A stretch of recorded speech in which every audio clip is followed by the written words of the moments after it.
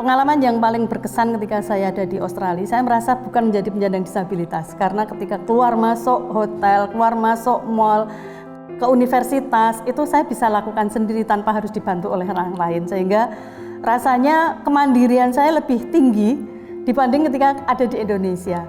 Saya mendapatkan beasiswa Australia Award ini dengan tema peran organisasi penyandang disabilitas dalam implementasi reformasi kebijakan di Universitas Sydney pada tahun 2020. Saya banyak belajar soal kebijakan terkait disabilitas di Australia.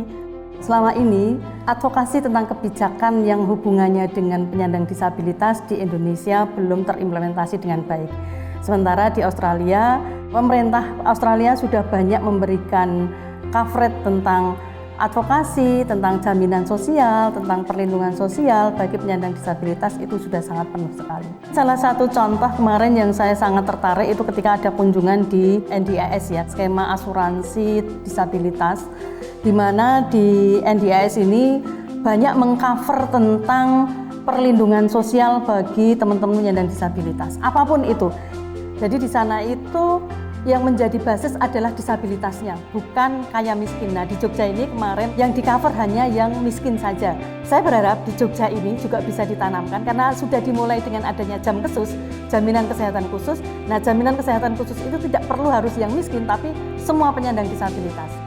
Saya di Cikal menjadi salah satu pendiri juga.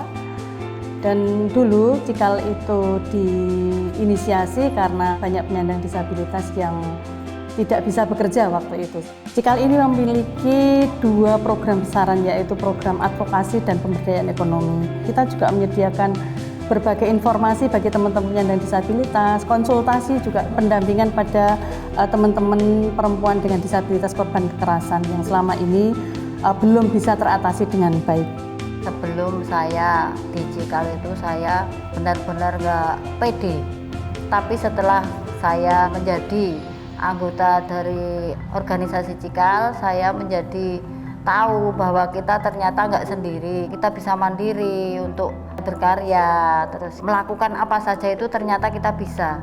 Apa yang kami lakukan di Cikal adalah membantu penyandang disabilitas dengan berbagai macam cara. Tindakan yang nyata yang bisa kita lihat sampai saat ini, kita sudah mewujudkan peraturan daerah yang menghormati, melindungi, dan memenuhi hak penyandang disabilitas. Dalam penyusunan perda itu Cikal menjadi drafter.